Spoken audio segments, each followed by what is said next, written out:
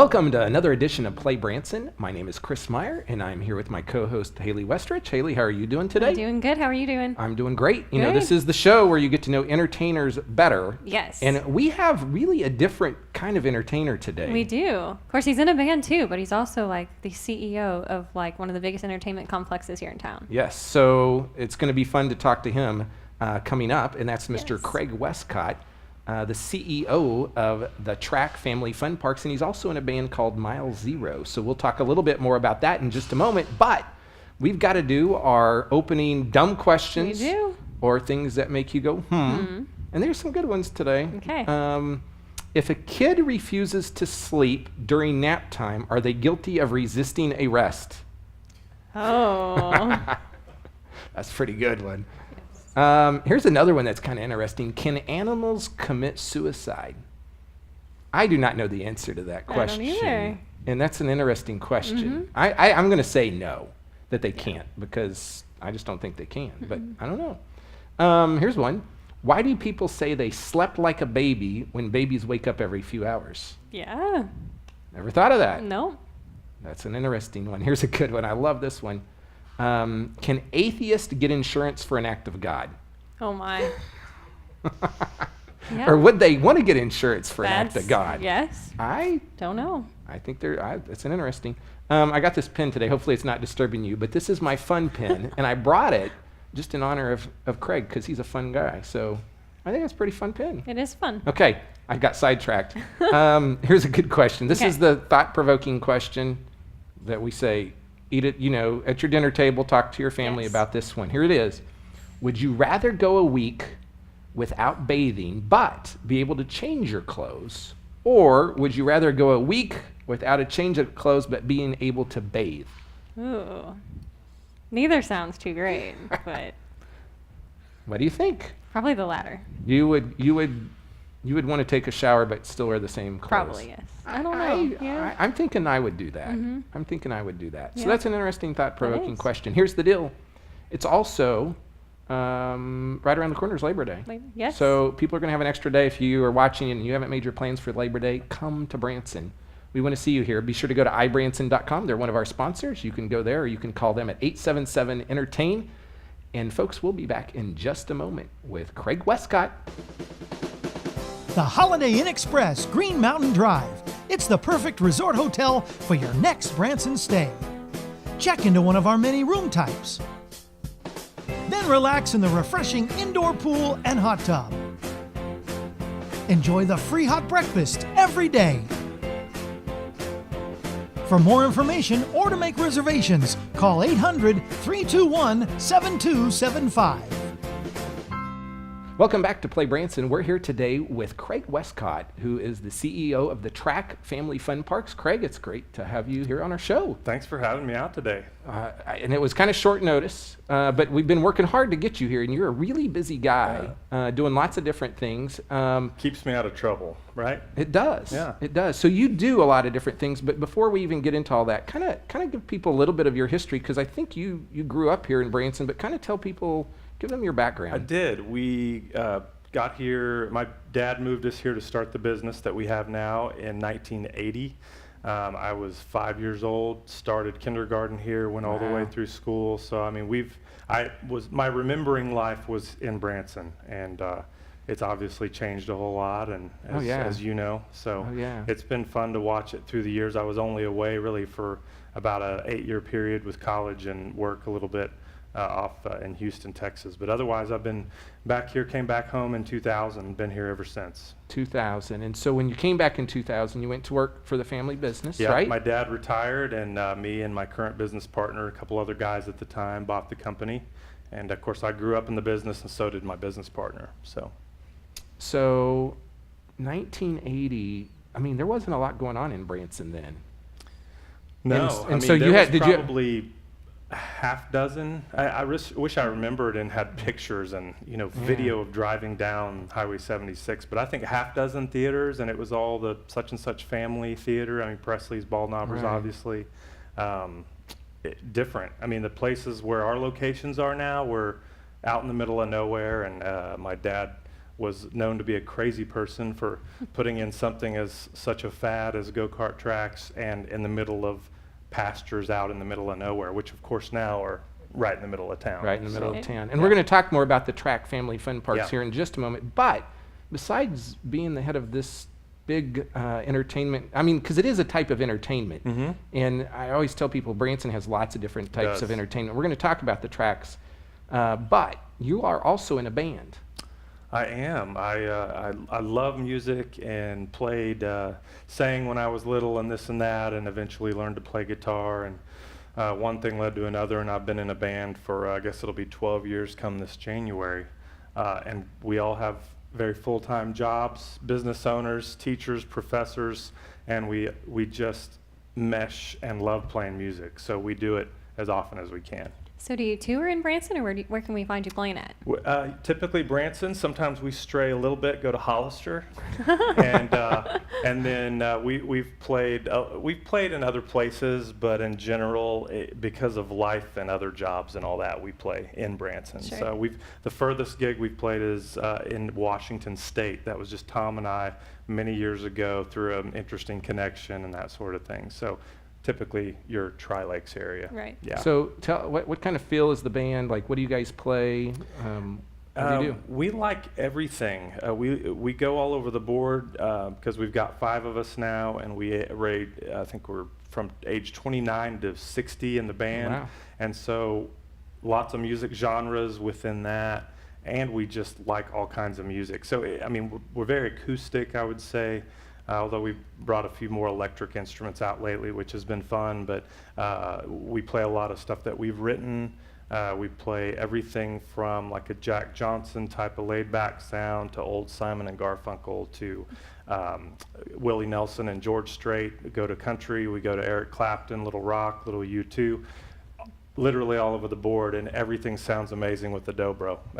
We got a dobro in the band, and some really good musicians. And so, like, when did you start having musical interest? I mean, were you playing as a kid, or did you take it up like later in life, or? I sang in church as a kid, played in band as well, and then just one of those things, I always wanted to learn guitar, and finally I just stopped saying that and bought a used guitar and took a few lessons from a guy who played in a local restaurant in Branson halfway through college. So I didn't ever pick up a guitar till halfway through Wow. college. So people that don't necessarily start early in life can still do They it. still can. I wish, because they say you can learn everything better at a young age. I wish I would have. Maybe I'd be better than I am Yeah. now. But I started halfway through and just, I've Wow. never desired to be the greatest guitar player ever, but just enough to be able to play all the different kinds of music we like to play, and that's what we do. And so it's just more for fun and a Oh, hobby, we kind we just love it. That's what Yeah. people always, when they come to our gigs, they're just like, we love it because you guys look like you're just having so much fun, because there's all the banter off mic and, inside jokes flowing, and Tom saying something funny and me dying laughing in the middle of a verse and, when I'm not supposed to, and all that kind of stuff. And so for we have a good time. people that have musical history, Tom is part of the Lennon clan. Yes. So Tom, who was he and I were the original Mile Zero guys. His mom is Dee Dee Lennon, who was the oldest of the Lennon sisters. Right. And we met very randomly through friends, then a little bit through business. And then I had made an album as kind of a fun thing to do with a guy I used to play music with. And we knew nothing about any of it, but we recorded it and then needed someone to help us mix it and produce the album. And I'd gotten to know Tom well enough, and he didn't know me and my music from Adam, but he sat in my basement with me for 2 nights till 2 or 3 in the morning, because we kind of had a deadline to get the CD out. And from that point on, we started playing some of my songs that he'd just mixed, and really The rest is interesting. history, as they would say. Well, yeah, one of my songs, Eating in Santa Monica, is about restaurants in Santa Monica. There's all these stories to it, but he's sitting there listening to this song, and he said, I grew up here. I've eaten there. So there was this really Wow. interesting connection. So people could buy a Mile Zero CD with original music.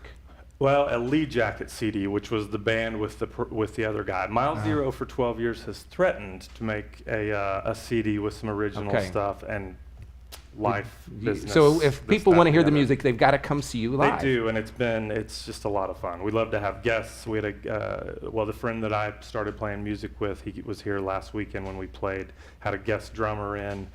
We want to have a little, we're acoustic bands, guitars, a dobro, bass, but we have horn player friends, so we want to have a little guest horn section at times, and it just always works, and it's fun, and Yeah. I mean that in the it just. So if somebody wanted to like find out where you were playing, do you have a website? Do you have a Facebook page? What do you got? On Facebook is probably the easiest, and we're called Mile Zero, Mile Space Zero, Zero. There's a few Mile Zero bands in the world. We're not the heavy metal one that you might find. We're not. There's a couple of them. We are the one that looks like a Mile Zero marker, named after Mile Zero in Key West, Florida. That is Mile Zero of Highway 1 or whatever that is. Okay. That comes up Florida. So we have a green road sign logo. That's the one. There you go, folks. Go to Facebook, search for Mile Zero. We're going to take a quick break, and we'll be right back to talk more about the Track Family Fun Parks.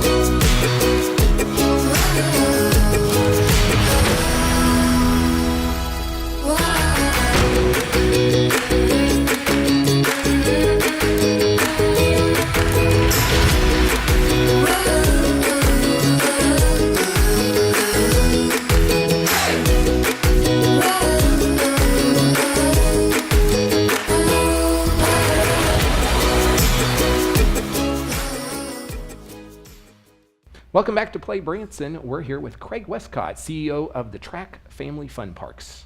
Okay, Craig. So tell me what your favorite attraction is out of all of them, and then tell us a little bit more about each of those. Well, hard question. I would say my favorite prior to just in the last year and a half is Heavy Metal High Rise. Yes. Which is our 4-story high-rise go-kart track.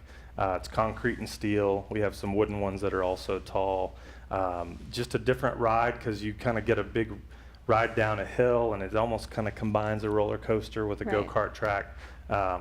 And then in the last year and a half, we poured a whole lot into the Branson Ferris wheel. So Yes. there's a lot of emotions and a lot of just connection with that one because it's fresh and just because of the story of how it came about and all that sort of thing. Right. So tell people a little bit more about the Branson Ferris wheel, that maybe if they haven't been to Branson in a couple of years, they haven't seen it. No, the skyline's changed, hasn't it? It has. It has, and it keeps changing every day. It's so the Branson Ferris wheel was the Navy Pier Ferris wheel. So in Chicago, if you've been there since 1995, you likely have ridden it, but you've likely been on the pier, but you've for sure seen it. Every postcard, every picture of downtown Chicago has the Navy Pier Ferris wheel, very famous wheel ridden by 17 million people or so. And they were taking it down to put a new one up. This is, ours, the Branson Ferris wheel now, it's gondolas, but it's open air and that sort of thing. They put up a new high-tech one with video screens and all that sort of thing. Holds more people. Chicago's a bigger market. Right. And probably most important element is it's heated and air-conditioned, heated being the key word, because that air up top of 150 feet and the wind coming off of Lake Michigan, pretty cold. So, long story, and it's really fun and winding and that sort of thing, but really a lunch conversation at an industry trade show led to a connection, and in the summer of 2015 reconnected. We love the idea of a Ferris wheel. It's beautiful here. There's a lot of synergy with the entertainment, and we love the idea, but just couldn't figure out how to make like the new one in Chicago work from a cash flow standpoint. Right. How do you make that work? Anyway, fast forward to August 5th of 2015, I get an email that says, hey, guess what? this iconic wheel in Chicago is coming down. We've ridden it. It's in good shape. I think you could get it for a fraction of the cost and that sort of thing. And we loved it from the moment we knew about it. At a point, it was sold within the next 4 weeks to another country, and then that fell through, so we were back in the game.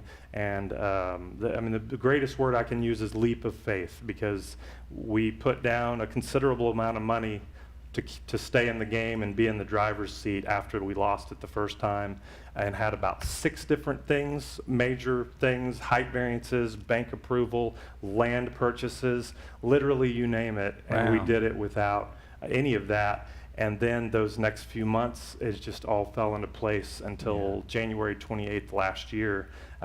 We got the height variance that we needed, and we announced it to the world the next day. And because of its history and that story and that connection, it literally went to the world. It was a big PR event for Branson last year. And That night I read about it in the New York Times and the LA Times, and got called from the Chicago Tribune 10 minutes after we sent the press release out, and the Weather Channel called wanting to put a webcam. I mean, you name it, it was an incredible day. It was great. So it's been really neat to turn it into the Branson Ferris wheel and that sort of thing. And besides just a Ferris wheel, on the side of it is really one of the most amazing light shows. And so talk to people a little bit about the light show that happens on the side of it. Yeah, so we were, this all happened in just a few months, and we thankfully documented this whole, you've probably seen that video, and it started in Chicago and that sort of thing. Well, Michael Haygood, local entertainer, the Haygood family, very talented in what they do. We hired them to go with us and document.